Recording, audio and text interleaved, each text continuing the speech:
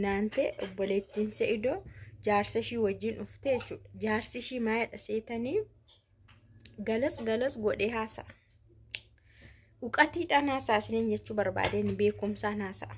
Na maayidhee Salaamiif Sa'iidoonii yookaan ginuunyinnatiin sun maayin wal quunnamtiidha moo walitti dhufeenya yookaan Salaamiif Sa'iidoonii walitti dhufeenya Sumayyaa dura qabaachuu danda'u maaltu beekaa? Walitti dhufeenyi isaaniiyyuu Sumayyaa duras ta'uu danda'a. Kanaafuu isaanii walitti dhufeenya isaanii kanaan kan ka'e dhimma dhaqaniifiyyuu dhiisaniiru. Sa'iidoon dhimma dhaqeefis dhiiseera. Wanti nama ajaa'ibu immoo jedhan Sumayyaanii yeroo ishiin ani Salaamiin dhaqi hin dhaqiin iyyuu jedheera lakkiin dhaqiin baqqaatii dhaquun hin barbaachisu jedheen hin ture. Isheen garuu lakkii dhaquun qaba jetteetu dirqamaan deemte yeroo jettu nannahee rifadheetti isheen obboleettiin Sa'iidoo jechuudha.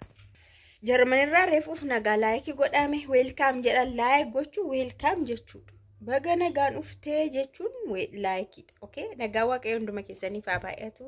Kabajamtoota hordoftoota akkam jirtu nagaa keessanii ani baay'ee nagaa koo galata waaqaa ta'u baga jiraattan baga har'a keessanii egaa har'a Jarman nuuf darbee Awurooppaa keessa shaayichaa turre magaalaa Jarman keessa takkaatu turre buufannee as geenya siniin jedha.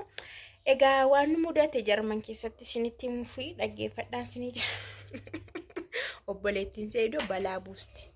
Akkam abdiini hawaa reebaa akkam hawaa tuqaa akkam jette ka balaama buuste na maal akka jechuu barbaadde garuu anaaf naa hin galle maaliif akka oriitu iyyuu naa hin galle maaliif akka dheekkamtillee naa hin galle wayi shaanxaan Sa'iidoo barabbaramee yookaan fattashamee keessaa haa fuutu keessaa fuutee haa deemtu jechuu ishiiti.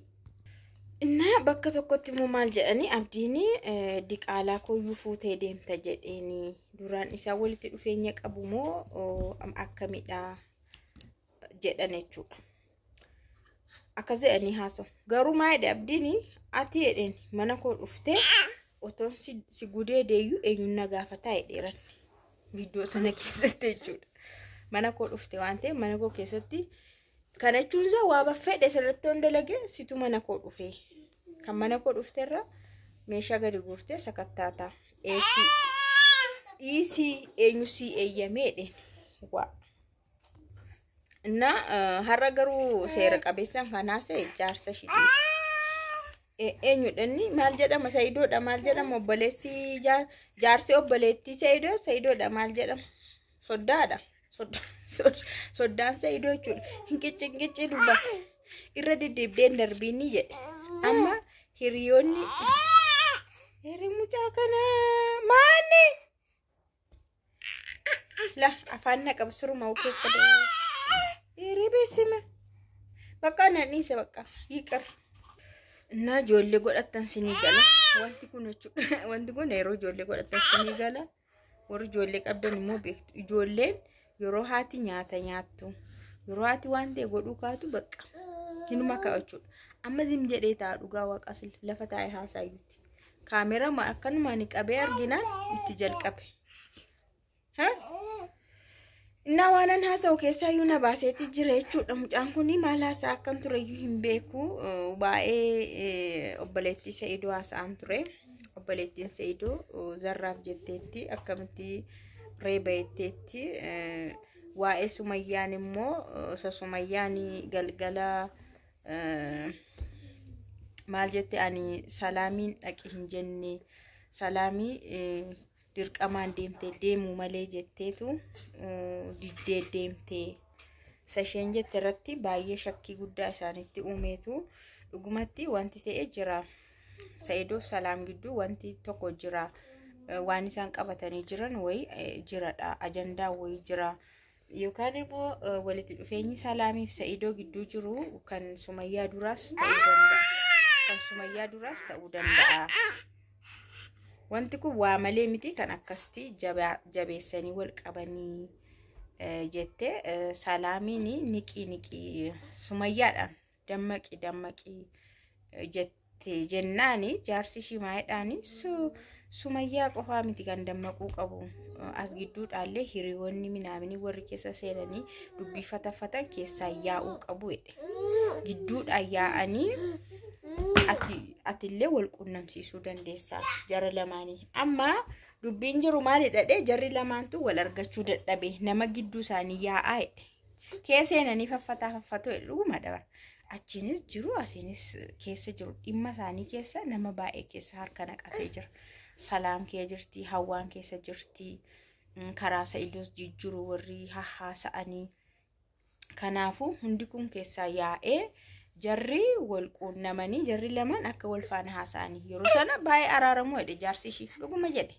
inni sirrii jedhe akka obboleetti Sa'idootti nama tokko irratti bichaa hin faranneen isheen amma dhufte abdii arrabsitti galabaayetti jaarsa birate galabaayetti dhiifama jecha kanaaf immoo jettiin isa yuusan bakka nama arrabsiin jedhaan immoo na isheen amma akka yaada ishiitti obboleettiin Sa'idoo jechuudha akka yaada ishiitti hawwaan mirga guutuu qabdi jechuudha mana abdii keessa waan barbaade farafaruu fasafasuu dandeessi deemtee qe'ee namaa keessa seente maal jechuudha moo shaantaa Sa'idoo furattee akka isheen deemtu barbaade keessaa fuutee akka laakiinis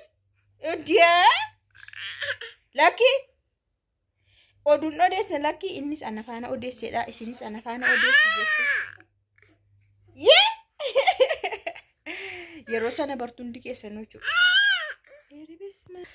inni amma kanaasee radii beenaa sa'u jedhee matti fufee malee baay'ina jeeqera garuu na hubattodhe yaada main pointii dubbii ijoo sinii haaseetiin jira inni kan biraa maal jedhanii waa'ee ayyuutidha ayyuun ushummaadha itti arrasirra deebi'e ushummaadha jennaan akkasiin jedhini niitii nikaadhaan fuudhamtee jedheen jaarsi ishii argitanii jaarsi ishii miyya bamiyyaadha haasaallee beeka waan jedhamuuf waan hin jedhamnellee beeka jechuudha isheen garuu waanuma jibbitee fi seeraa ala haasofte amma waanuma ayyuu jibbitee fi haadha manaa cidhaanii gaa'ela godhamtee nikaadhaan fuudhamtee ushummaadha jechuun baay'ee isheen hin dabbara nama tokkorraa hin eegamu dhugaa dubbachuudhaaf isheedhaan yeroo akkas jettu warra kaaniin maal jedhamare warra cal jedhee jaarsa namaa hatuun immoo maal jennare jechuudha na ayyuutu inni maayedhe seetanii qulfii guddaan ayyuu harka jiraa jedheya main pointiin tokko sakan ayyuu harka jiraa amma Sa'idoo fi Sumayyaan araaramanii ijoolleen akka abbaa argatan taasisuu gahee guddaa taphachuu kan danda'u as keessatti ayyuudha jedhen yaada isaa ibsata ayyuudha osoo isheen waan tokko gootee waan tokko dubbattee Sa'idoo amansiistee wanti ta'e furmaanni wayii jira ta'a ishee harka jira jennaan dhugaa keettee isheetu dadawweessee isheetu isa akka inni sammuunsaa yaanneeyyuu godhee isheetu akka barbaade bira teessee qoostee waan barbaade yoo jetteewu inni kolfaa ishee dhabar qulfii maaliif jira qulfiin barbaadamee dhabameera jireenya isaanii keessatti obboleettiin jechuudha kanaafuu aan obboleettii Sa'idoo ta'ellee akka obboleettiitti waan obboleettii waan dogoggoraa waan kanatti nima garuu dhugaanan haasaa jette waan dhugaammoo nima haasaa yoomiyyuu taanaan Sumayyaadhumaafan dhaabbadhaa jette ka magan ayyuummoo karaan itti deemutti deemaan jira isinin beeksisaa jetteetti isinin agarsiisa dhumarratti waan ayyuu waa'ee ayyuu jechuudha isinin agarsiisa dhumarratti haala akka gootu gaateenye laala waluma